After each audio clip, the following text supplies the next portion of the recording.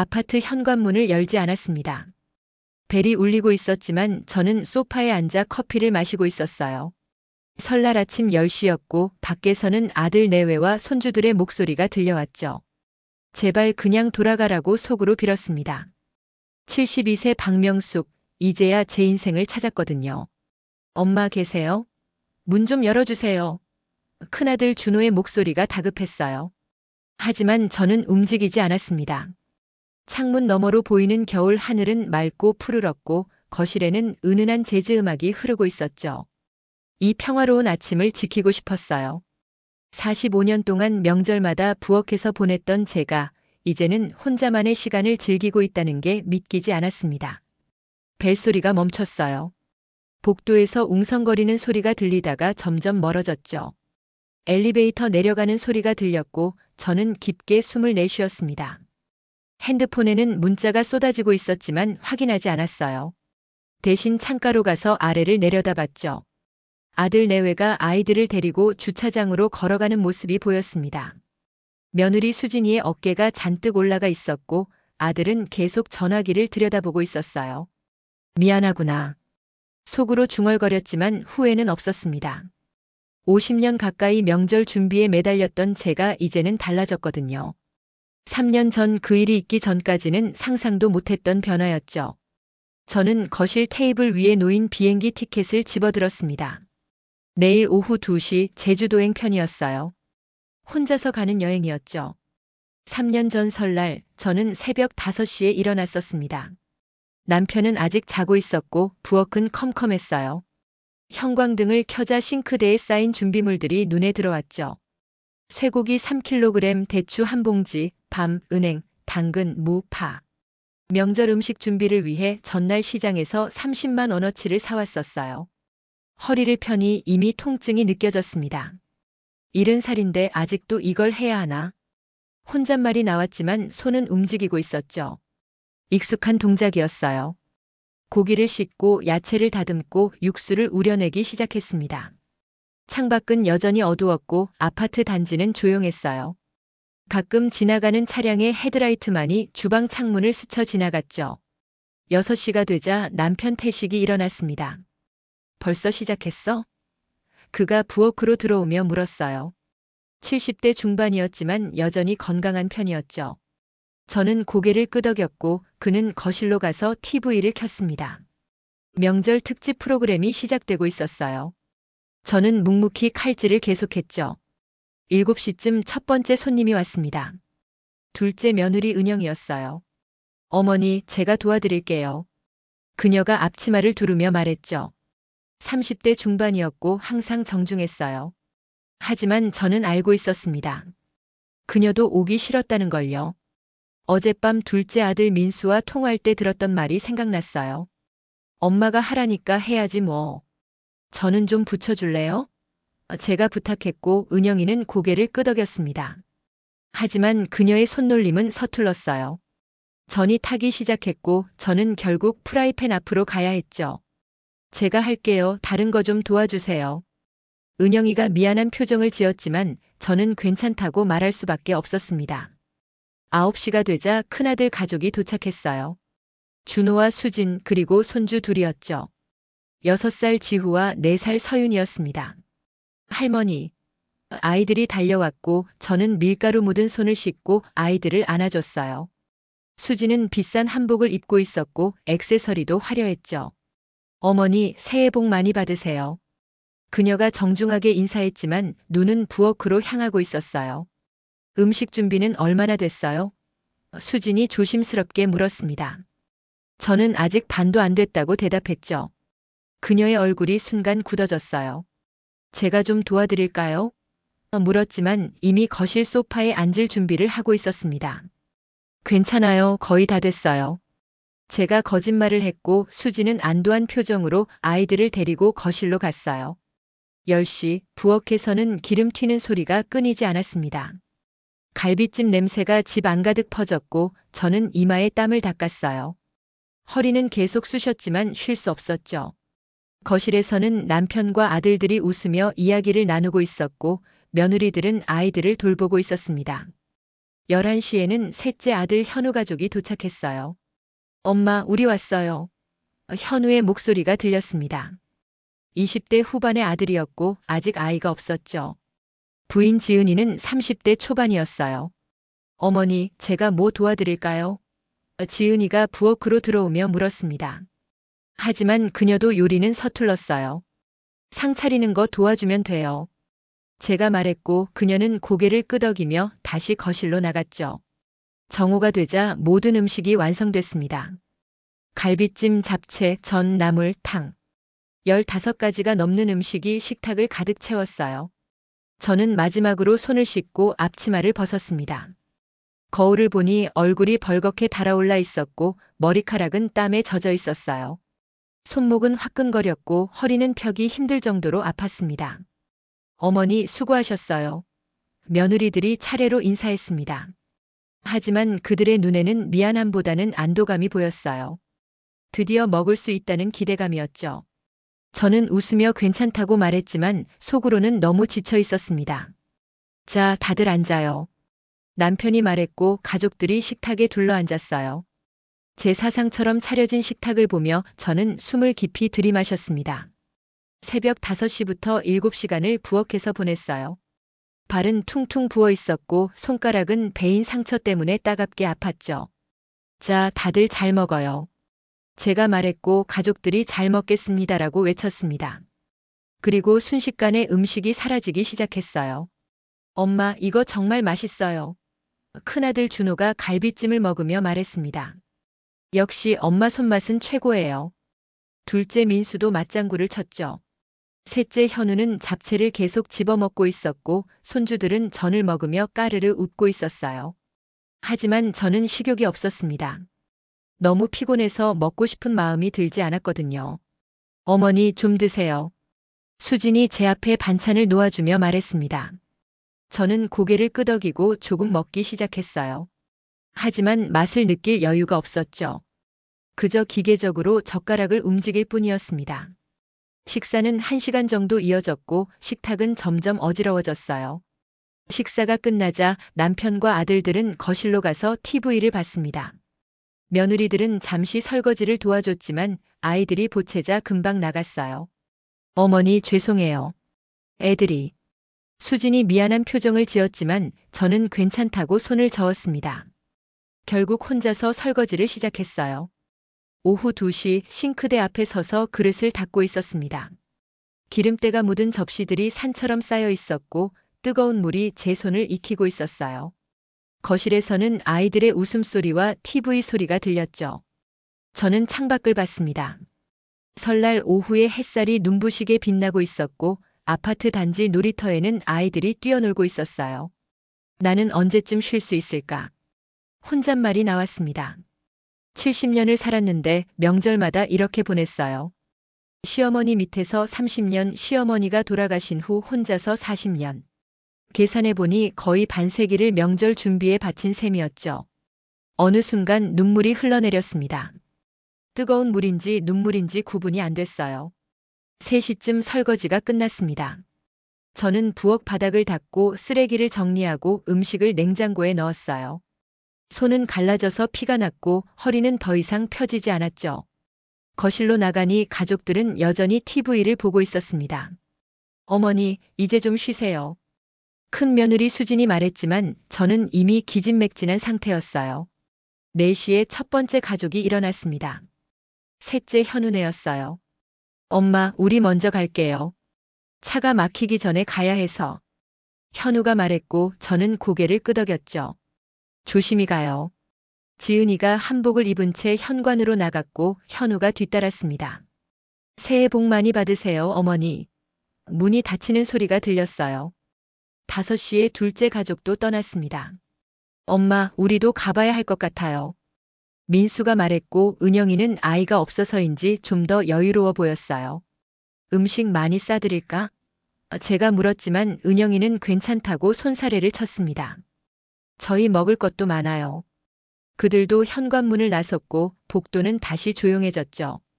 6시 큰아들 가족만 남았습니다. 준호는 TV를 보고 있었고 수지는 아이들을 재우려고 애쓰고 있었어요. 어머니, 우리 좀 더 이따 갈게요. 애들이 피곤해하네요. 수진이 말했고 저는 괜찮다고 대답했죠.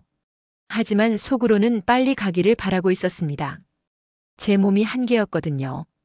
7시가 되자 큰아들 가족도 일어났습니다. 엄마, 우리 이제 갈게요. 준호가 말했고 아이들은 이미 잠들어 있었어요.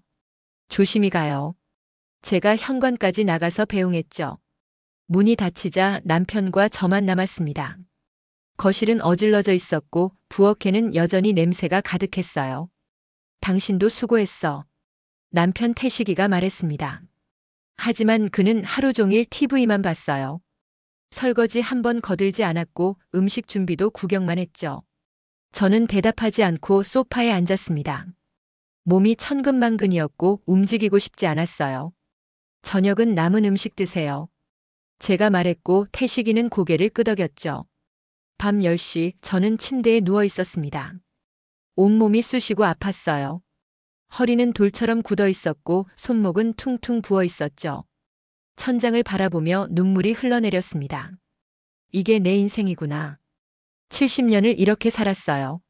며느리로, 아내로, 엄마로, 할머니로. 하지만 박명숙으로는 살지 못했죠. 다음 날 아침 저는 병원에 갔습니다. 허리가 너무 아파서 걸을 수가 없었거든요. 동네 정형외과였고 대기실에는 명절 증후군으로 온 사람들이 가득했어요. 대부분 50대 이상의 여성들이었죠. 다들 명절에 고생하셨어요? 간호사가 웃으며 물었고 저는 고개를 끄덕였습니다. 진료실에 들어가자 50대 초반으로 보이는 여의사가 있었습니다. 김지혜 원장이라고 명찰에 써 있었어요. 어디가 불편하세요? 그녀가 물었고 저는 허리와 손목을 가리켰죠. 명절 증후군이시네요. 요즘 이런 분들 정말 많아요.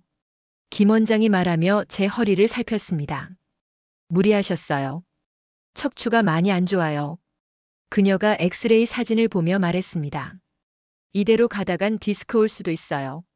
저는 놀랐지만 어쩔 수 없다고 생각했어요. 명절이라 어쩔 수 없죠. 제가 말했고 김 원장은 고개를 저었습니다. 어쩔 수 없는 게 아니에요, 박명숙님. 당신 몸이에요. 그 말에 저는 멈칫했습니다. 제가 안 하면 누가 해요? 저도 모르게 목소리가 높아졌어요. 김 원장은 차분하게 대답했죠. 가족들이 해야죠. 왜 혼자서 다 하세요? 그녀의 말이 가슴에 박혔습니다. 정말 그랬어요. 왜 제가 혼자서 다 했을까요? 우리 며느리들은 요리를 못해요. 제가 변명했습니다. 아들들은 바빠요. 김 원장이 웃었어요. 그럼 안 하면 되죠. 명절이라고 꼭 큰 상을 차려야 하나요? 그녀의 질문에 저는 대답하지 못했습니다. 평생을 그렇게 살았기 때문이에요. 명절엔 음식을 준비하는 게 당연한 거였죠. 박명숙님, 올해 70이시죠? 김 원장이 물었고 저는 고개를 끄덕였어요. 앞으로 몇 년이나 더 이렇게 사실 건가요? 80까지? 90까지? 그녀의 목소리는 단호했습니다. 당신 인생이에요. 가족도 중요하지만 당신 몸이 더 중요해요. 진료를 마치고 나왔을 때 저는 복잡한 심정이었습니다. 김 원장의 말이 계속 맴돌았어요. 당신 인생이에요. 정말 그랬어요. 70년을 살았는데 제 인생을 산 게 얼마나 될까요? 약국에서 처방전을 받으며 눈물이 나려고 했습니다. 참았지만요. 집에 돌아오니 남편은 TV를 보고 있었습니다. 병원 다녀왔어? 뭐래? 태식이가 물었고 저는 괜찮다고 대답했어요. 약 먹으면 나아질 거래. 그는 고개를 끄덕이고 다시 TV를 봤죠. 저는 부엌으로 갔습니다. 어젯밤 설거지한 그릇들이 선반에 가지런히 놓여 있었고 냉장고에는 남은 음식들이 가득했어요. 이번 추석에도 이렇게 해야 하나? 혼잣말이 나왔습니다. 그때 핸드폰이 울렸어요. 큰며느리 수진이었죠. 어머니, 어제 음식 정말 맛있었어요. 준호 오빠가 계속 얘기하네요. 추석 때도 기대할게요. 문자였습니다. 저는 핸드폰을 내려놓고 한숨을 쉬었어요. 그날 밤 저는 잠을 이룰 수 없었습니다. 김지혜 원장의 말이 계속 머릿속을 맴돌았어요. 당신 인생이에요. 정말 그랬죠. 70년을 살았는데 제 인생을 산 적이 있었나 싶었습니다. 새벽 3시에 일어나 거실로 나왔어요. 창밖은 어두웠고 아파트 단지의 가로등만이 희미하게 빛나고 있었죠. 책상 서랍을 열었습니다. 오래된 앨범들이 가득했어요. 20대 때 찍은 사진들을 꺼내봤죠. 대학 졸업 앨범이었습니다. 1975년 서울 여자대학 국문학과. 꿈 많던 시절이었어요. 교사가 되고 싶었고 시를 쓰고 싶었죠. 하지만 졸업하자마자 결혼했습니다. 부모님이 정한 사람이었고 태식이는 안정적인 직장인이었어요. 25살에 결혼해서 26살에 준호를 낳았습니다. 그 후로는 육아에 매달렸어요. 28살에 민수, 30살에 현우. 세 아들을 키우느라 정신없었죠. 시댁은 엄격했고 시어머니는 까다로웠습니다. 며느리가 이것도 못하나? 매일 들었던 말이었어요. 저는 악착같이 배웠습니다. 요리, 청소, 명절 준비. 완벽한 며느리가 되려고 애썼어요. 40대가 되자 시어머니가 돌아가셨습니다. 드디어 자유로워질 줄 알았어요. 하지만 이제는 제가 시어머니 역할을 해야 했죠. 아들들이 결혼했고 며느리들이 들어왔습니다. 저는 자연스럽게 제가 받았던 대로 며느리들에게 요구하게 됐어요. 명절 준비는 당연한 거야. 그렇게 말하며 저도 모르게 시어머니처럼 변해갔습니다. 50대가 되자 손주들이 태어났어요. 할머니 역할이 추가됐죠. 아들들은 맞벌이라 손주 돌보는 걸 도와달라고 했습니다. 엄마, 요즘 애 맡길 데가 없어요. 준호의 말에 저는 흔쾌히 그러겠다고 했어요. 일주일에 사흘은 지후와 서윤이를 봐줬죠. 60대가 되어서도 마찬가지였습니다. 그렇게 70살이 됐습니다. 되돌아보니 제 인생이 없었어요. 시어머니 눈치, 남편 눈치, 아들들 눈치. 평생을 누군가를 위해 살았죠. 앨범을 덮으며 눈물이 흘렀습니다. 나는 언제쯤 내 인생을 살 수 있을까? 아니, 이제라도 살아야 한다는 생각이 들었어요. 일주일 후 저는 다시 병원을 찾았습니다. 물리치료를 받으러 갔는데 김지혜 원장이 복도에서 저를 봤어요. 박명숙님, 허리는 좀 어때요? 그녀가 다가오며 물었죠. 좀 나아졌어요. 저는 대답했지만 거짓말이었습니다. 여전히 아팠거든요. 잠깐 커피 한 잔 하시겠어요? 김 원장이 제안했고 저는 놀랐어요. 의사가 환자에게 이런 제안을 하다니. 제 진료 시간 끝났어요. 근처 카페 갈까요? 그녀의 제안을 거절할 이유가 없었습니다. 병원 근처 작은 카페로 갔어요. 사실은요, 박명숙님 이야기가 계속 신경 쓰였어요. 김 원장이 커피를 마시며 말했습니다. 제 어머니도 똑같이 사셨거든요. 그녀의 얼굴에 안타까움이 스쳤어요. 명절마다 혼자 준비하시고 아프셔도 참으시고 결국 70대 초반에 뇌졸중으로 쓰러지셨어요. 저는 숨이 멎는 것 같았습니다. 지금은요? 제가 물었고 김 원장은 고개를 저었어요. 3년 전에 돌아가셨어요. 그때 제가 너무 후회했죠. 왜 진작 어머니를 말리지 못했을까? 그녀의 목소리가 떨렸습니다. 그래서 비슷한 환자분들 보면 꼭 말씀드려요. 당신 인생을 사시라고요. 우리는 2시간 넘게 이야기를 나눴습니다. 김 원장의 어머니는 80년대에 시집왔고 평생을 헌신적인 며느리, 아내, 엄마로 살았다고 해요. 병원에 가는 것도 미루고 자신을 돌보는 것도 미뤘죠. 결국 어머니는 자신을 위해서는 아무것도 하지 못한 채 돌아가셨어요. 김 원장이 말했습니다. 박명숙 님도 지금부터라도 바꾸세요. 그녀가 제 손을 잡으며 말했어요. 70살이면 늦은 나이가 아니에요. 지금부터가 진짜 당신 인생이에요. 그 말에 가슴이 뭉클했습니다. 근데 어떻게 바꿔요? 제가 물었고 김 원장이 웃었죠. 천천히 바꾸면 돼요. 조금씩요.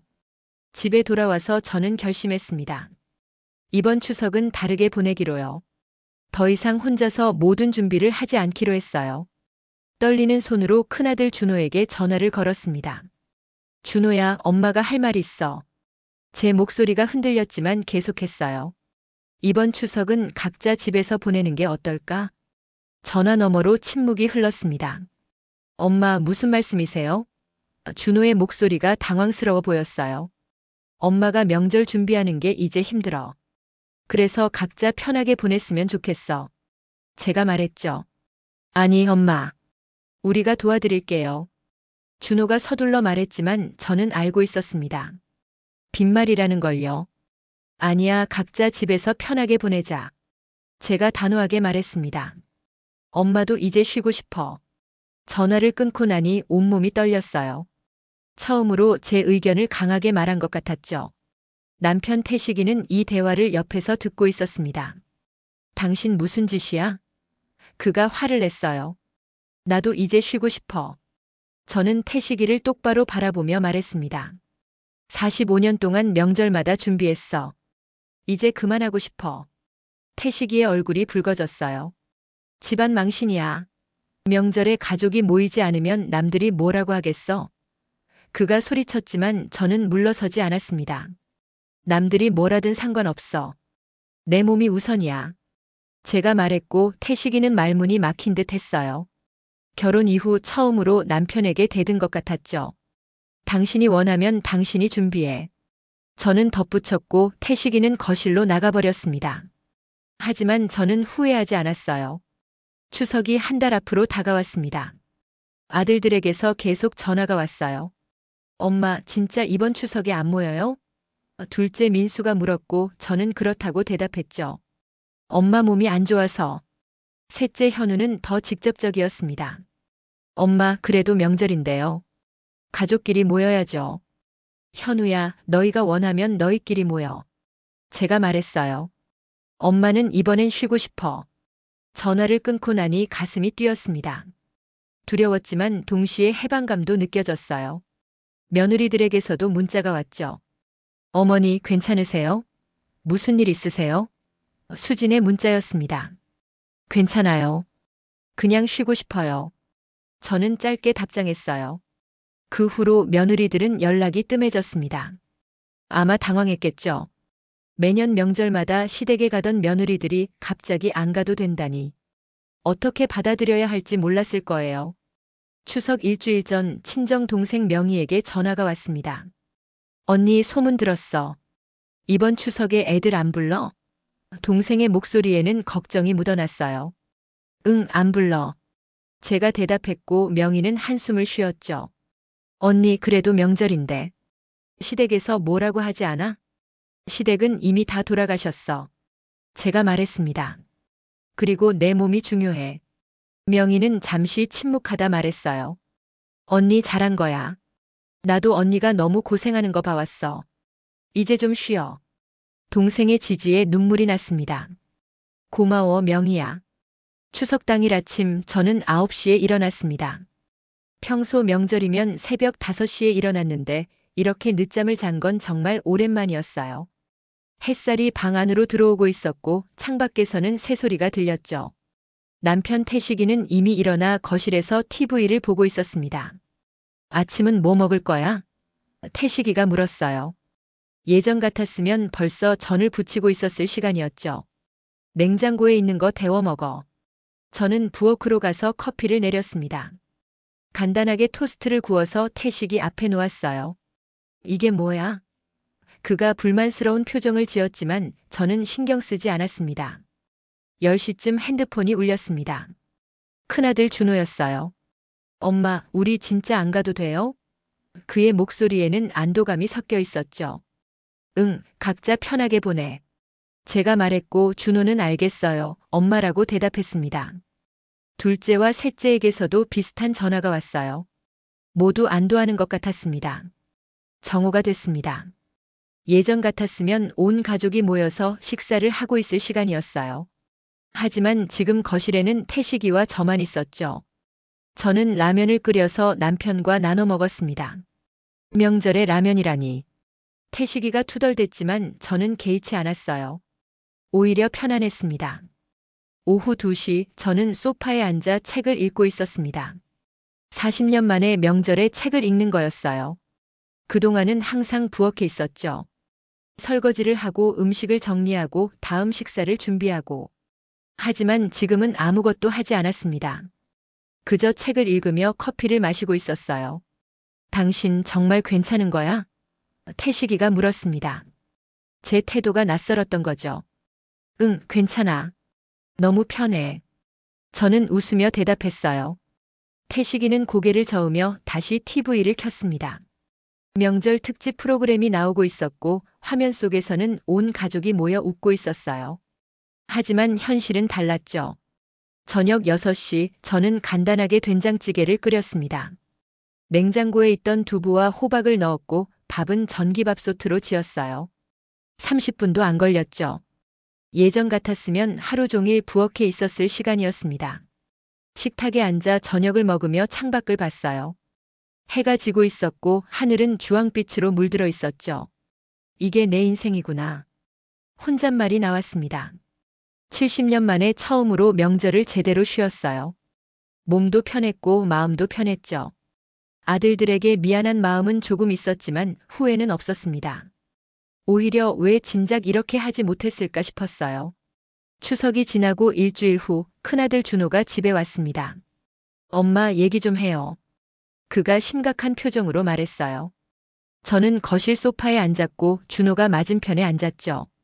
엄마가 왜 이러세요? 무슨 일 있어요? 그가 걱정스럽게 물었습니다. 아무 일 없어. 그냥 이제 쉬고 싶어. 제가 대답했어요. 준호는 잠시 망설이다 말했죠. 엄마, 우리가 뭘 잘못했어요? 그의 목소리가 떨렸습니다. 잘못한 거 없어. 엄마가 지쳤을 뿐이야. 저는 차분하게 말했어요. 그럼 앞으로 명절은 어떻게 해요? 준호가 물었습니다. 이게 그가 진짜 궁금해하는 거였어요. 각자 알아서 보내. 모이고 싶으면 너희끼리 모여. 제가 말했고 준호의 얼굴이 당황스러워 보였죠. 그럼 엄마는요? 그가 물었습니다. 엄마는 엄마대로 보낼 거야. 저는 웃으며 대답했어요. 이제 엄마도 내 인생을 살고 싶어. 준호는 한동안 말이 없었습니다. 아마 이해하지 못했겠죠. 평생 헌신적인 엄마만 봐왔으니까요. 알겠어요, 엄마. 결국 그가 말했고 조용히 집을 나갔습니다. 둘째 민수도 왔고 셋째 현우도 왔어요. 모두 비슷한 이야기를 했죠. 걱정하는 척했지만 실은 명절 준비를 누가 할지 궁금해하는 거였습니다. 저는 모두에게 같은 대답을 했어요. 각자 알아서 해. 아들들은 모두 당황했지만 결국 받아들였습니다. 한 달 후 저는 제주도 여행을 다녀왔습니다. 혼자서 가는 첫 여행이었어요. 3박 4일 동안 바다를 보고 산책을 하고 맛있는 음식을 먹었죠. 아무에게도 눈치 보지 않았고 시간에 쫓기지도 않았습니다. 매일 아침 늦잠을 잤고 하고 싶은 것만 했어요. 제주도에서 돌아온 후 저는 더 많은 변화를 주기 시작했습니다. 일주일에 2번씩 수영장에 다녔고 친구들과 등산 모임에도 나갔어요. 70평생 처음으로 제 취미를 찾은 것 같았죠. 남편 태식이는 처음에는 불편해했지만 점차 익숙해졌습니다. 6개월 후 저는 글쓰기 교실에 등록했습니다. 50년 전 대학 때 하고 싶었던 거였어요. 일주일에 한 번씩 동네 문화센터에 가서 글을 썼죠. 짧은 수필들이었지만 제 이야기를 쓰는 게 즐거웠습니다. 명절 해방 선언이라는 제목으로 제 경험을 썼고 강사님이 잘 썼다고 칭찬해 주셨어요. 1년 후 저는 완전히 다른 사람이 됐습니다. 몸무게는 5kg 빠졌고 허리 통증도 많이 나아졌어요. 얼굴에는 생기가 돌았고 친구들은 제가 젊어졌다고 말했죠. 명수가 요즘 왜 이렇게 좋아 보여? 고등학교 동창 선이가 물었고 저는 웃으며 대답했습니다. 드디어 내 인생을 살거든. 그리고 3년이 흘렀습니다. 오늘 설날 아침 아들들이 집 앞까지 왔었지만 저는 문을 열지 않았어요. 미안하지만 이제는 돌아갈 수 없었죠. 제 삶이 너무 소중해졌거든요. 오후가 되자 큰아들 준호에게서 전화가 왔습니다. 엄마, 오늘 정말 안 만나요? 미안해, 준호야.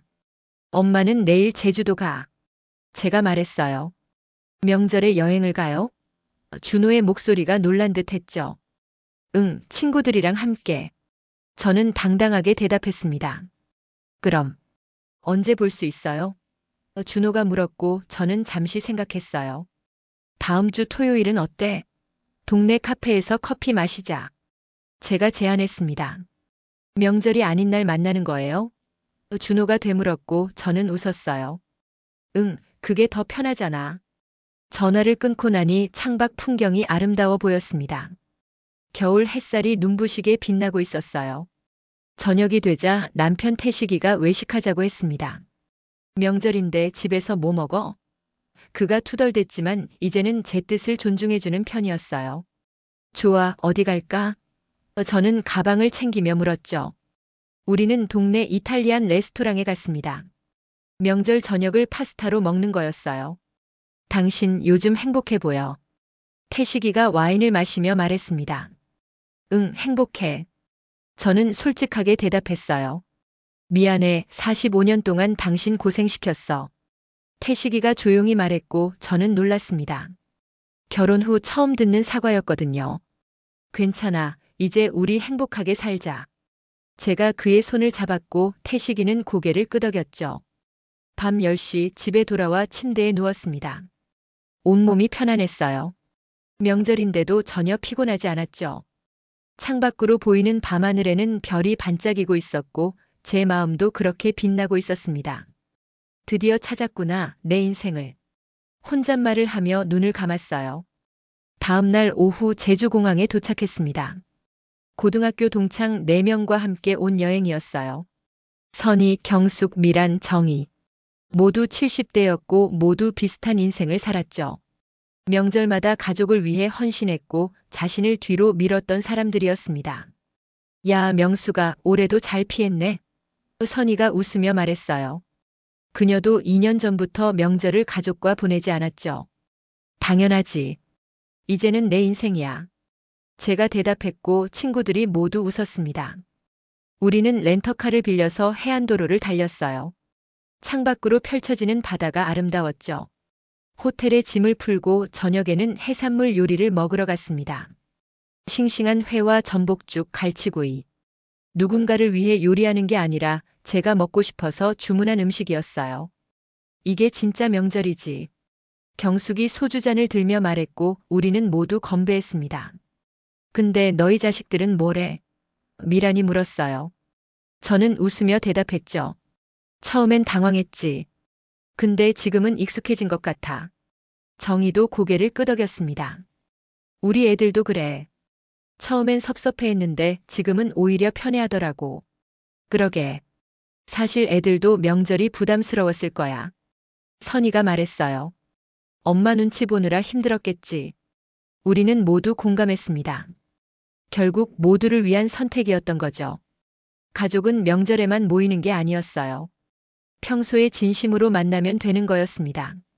사흘 동안 제주도에서 우리는 진짜 휴가를 즐겼습니다. 매일 아침 늦잠을 자고 맛있는 걸 먹고 아름다운 풍경을 봤어요.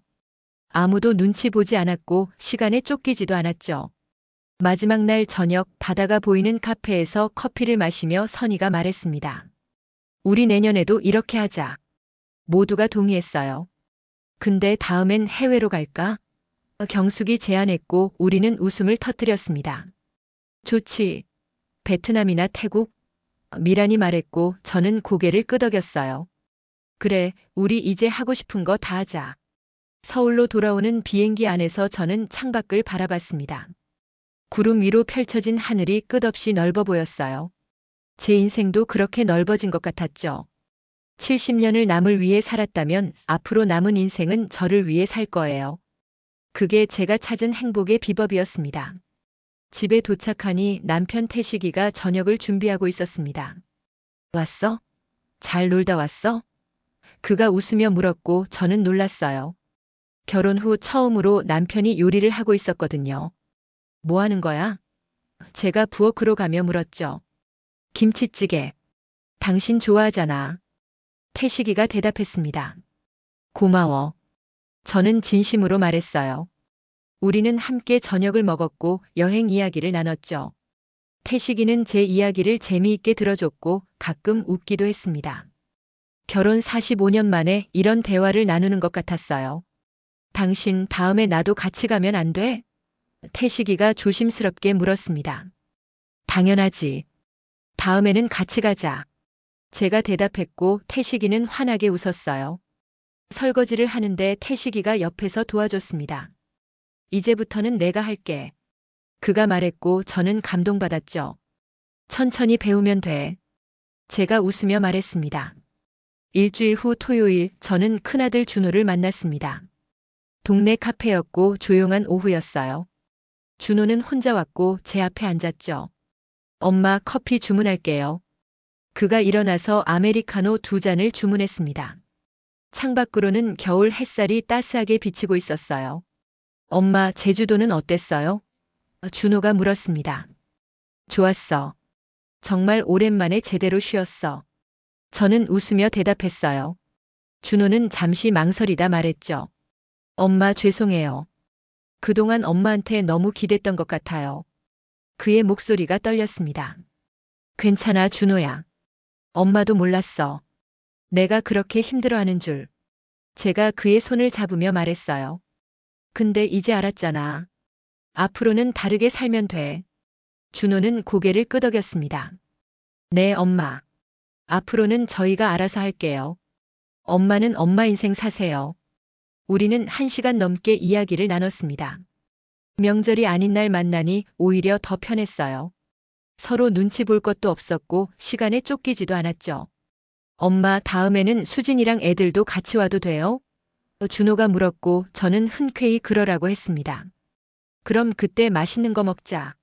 제가 웃으며 말했어요. 카페를 나서며 준호가 저를 안아줬습니다. 엄마 사랑해요.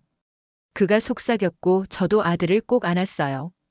나도 사랑해, 준호야. 헤어지며 손을 흔드는 아들을 보니 뭉클했습니다. 이제 우리의 관계도 변할 거예요. 더 건강하고 더 진실하게요. 집으로 걸어오는 길에 저는 하늘을 올려다봤습니다. 구름 한 점 없는 맑은 하늘이었고 공기는 차가웠지만 상쾌했어요. 70년 만에 찾은 자유구나. 혼잣말을 하며 웃음이 나왔습니다. 이제야 제대로 숨을 쉬는 것 같았어요. 그날 밤 저는 일기를 썼습니다. 글쓰기 교실에서 배운 대로 제 감정을 솔직하게 적었어요. 오늘 큰아들을 만났다. 명절이 아닌 날 만나니 훨씬 좋았다. 서로 부담 없이 대화할 수 있었고 진심으로 소통했다. 이게 진짜 가족 관계구나 싶었다. 펜을 내려놓으며 만족스러웠습니다. 남편 태식이가 옆에서 책을 읽고 있었어요. 요즘 그도 변했습니다. TV만 보던 사람이 책을 읽기 시작했고 가끔 저와 산책도 나갔죠. 당신 이번 주말에 영화 볼까? 제가 물었고 태식이는 고개를 끄덕였습니다. 좋아, 뭐 볼까? 우리는 영화를 고르며 즐거워했어요. 봄이 왔습니다. 아파트 단지에는 벚꽃이 피기 시작했고 날씨는 따뜻해졌어요. 저는 매일 아침 산책을 나갔죠. 6시에 일어나서 1시간씩 걷는 게 일과였습니다. 공원에는 저처럼 산책하는 노인들이 많았고 가끔 인사를 나누기도 했어요. 명숙 씨, 요즘 너무 밝아 보여요. 같은 아파트에 사는 영자 씨가 말했습니다. 고마워요. 요즘 정말 행복해요. 저는 솔직하게 대답했어요. 비결이 뭐예요? 영자 씨가 궁금해하며 물었고 저는 웃으며 말했습니다. 제 인생을 살기 시작했어요. 영자 씨는 고개를 갸우뚱했지만 곧 이해한 듯 고개를 끄덕였어요. 나도 그래야 하는데. 그녀가 한숨을 쉬었고 저는 그녀의 손을 잡았습니다. 늦지 않았어요. 지금부터라도 시작하세요. 영자 씨는 눈시울이 붉어졌고 저는 그녀를 안아줬어요. 그날 이후 영자 씨와 자주 만났습니다. 그녀도 비슷한 고민을 하고 있었거든요. 명절마다 가족을 위해 헌신했지만 정작 자신은 돌보지 못했다고 했어요. 이번 추석에는 저도 용기 내볼게요. 영자 씨가 말했고 저는 응원해줬습니다. 할 수 있어요, 영자 씨. 여름이 오고 저는 수영을 시작했습니다. 일주일에 3번씩 수영장에 갔고 점점 실력이 늘었어요. 처음에는 25m도 힘들었는데 이제는 500m를 걷더니 헤엄칠 수 있었죠. 물속에서 자유롭게 움직이는 게 너무 좋았습니다. 마치 제 인생처럼 자유로웠어요. 둘째 아들 민수가 집에 왔습니다. 엄마, 우리 이번 여름 휴가 때 같이 갈래요? 그가 물었고 저는 놀랐어요. 어디? 제가 되물었죠. 강원도 펜션. 우리 가족이랑 엄마 아빠랑 같이. 민수가 말했고 저는 잠시 생각했습니다. 좋아, 가자. 제가 대답했고 민수는 환하게 웃었어요. 와, 엄마가 그냥 좋다고 하시네. 그가 놀라며 말했죠. 예전에 저였다면 집안일은 누가 해? 음식은 뭘 먹을 건데? 이렇게 물었을 거예요. 하지만 이제는 달랐습니다. 그냥 즐기면 되는 거였죠. 강원도 펜션에서 3박 4일을 보냈습니다. 민수네 가족과 함께였고 저는 정말 아무것도 하지 않았어요. 음식은 배달을 시켜 먹거나 외식을 했고 설거지는 며느리 은영이와 민수가 했죠. 저는 그저 손주들과 놀고 남편과 산책하고 책을 읽었습니다. 어머니, 이번 여행 어때요? 은영이가 마지막 날 물었어요. 정말 좋았어. 고마워. 제가 진심으로 말했죠. 저희가 더 고마워요. 어머니가 편하게 쉬시는 거 보니까 좋아요. 은영이가 웃으며 말했고 저는 그녀를 안아줬습니다. 며느리와 이렇게 편하게 대화한 건 처음이었어요. 가을이 왔고 이번에는 진짜 추석이 다가왔습니다. 작년에 처음으로 가족 모임을 거절한 후 두 번째 추석이었어요. 아들들에게서 전화가 왔지만 이번에는 다들 담담했습니다. 엄마, 추석 잘 보내세요. 준호가 말했고 저도 같은 말을 해줬죠. 근데 엄마, 우리 추석 다음 주에 만날래요? 다 같이 외식하면 어때요? 준호가 제안했습니다. 좋지. 어디서 볼까? 제가 물었고 준호는 강남에 있는 레스토랑을 추천했어요. 거긴 비싸잖아. 제가 말했지만 준호는 자기가 쏜다고 했죠. 엄마, 제가 대접하고 싶어요. 추석 다음 주 일요일 온 가족이 레스토랑에 모였습니다. 새 아들과 며느리들, 손주들까지 모두 있었어요.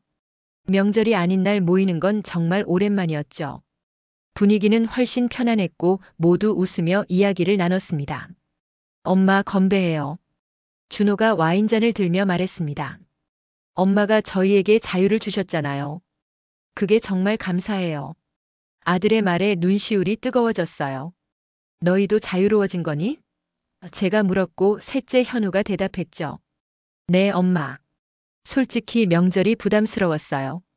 엄마 고생하시는 거 보면서도 어떻게 도와드려야 할지 몰랐고. 현우가 솔직하게 말했습니다. 둘째 민수도 고개를 끄덕였어요. 맞아요. 그냥 편하게 만나니까 훨씬 좋아요. 모두가 공감했고 저는 비로소 확신했습니다. 제 선택이 옳았다고요. 우리 앞으로도 이렇게 지내자. 제가 말했고 모두가 동의했습니다. 명절은 각자 편하게 보내고 대신 평소에 자주 만나는 거야. 남편 태식이도 고개를 끄덕이며 말했죠. 그게 더 좋은 것 같아. 우리 가족은 새로운 전통을 만들고 있었습니다. 식사 후 손주들과 공원을 산책했어요. 6살이던 지우는 이제 9살이 됐고 서윤이는 7살이 됐죠. 할머니, 우리 다음에 또 놀러 와도 돼? 지우가 물었고 저는 웃으며 대답했습니다. 그럼 언제든지 와. 서윤이가 제 손을 꼭 잡으며 말했어요. 할머니 좋아. 집으로 돌아오는 길에 남편 태식이가 제 손을 잡았습니다. 당신 고마워. 그가 말했고 저는 놀라서 그를 쳐다봤어요. 뭐가? 제가 물었죠. 우리한테 새로운 삶을 선물해줘서. 태식이의 목소리가 떨렸고 저는 그의 손을 꼭 잡았습니다. 나도 고마워, 당신. 제가 말했어요. 같이 변해줘서. 우리는 손을 잡고 아파트까지 걸어왔습니다. 가을 저녁 공기는 선선했고 하늘에는 별이 반짝이고 있었어요. 결혼 46년 만에 이런 산책을 하다니. 인생은 정말 예측할 수 없는 것 같았습니다.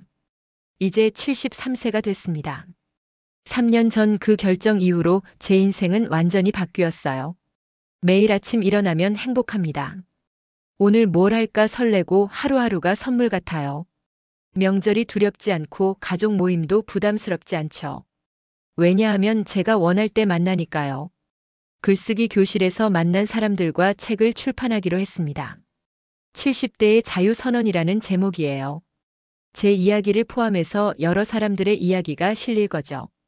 출판사에서 관심을 보였고 내년 봄에 나올 예정입니다. 명숙 씨 이야기가 정말 감동적이에요. 편집자가 말했습니다. 많은 분들이 공감하실 거예요.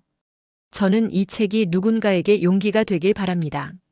70대에도 80대에도 늦지 않았다는 걸 알려주고 싶어요. 자신의 인생을 사는 건 언제나 가능하다고요. 오늘도 저는 창밖을 바라봅니다. 설날 아침에 햇살이 눈부시게 빛나고 있어요. 비행기 티켓을 가방에 넣고 남편과 함께 현관을 나섭니다. 제주도 갈 준비됐어? 제가 물었고 태식이는 웃으며 고개를 끄덕였어요. 당연하지. 엘리베이터 안에서 거울을 봤습니다. 73세의 제 얼굴에는 주름이 있지만 눈빛은 생기로 가득했어요. 드디어 찾았구나.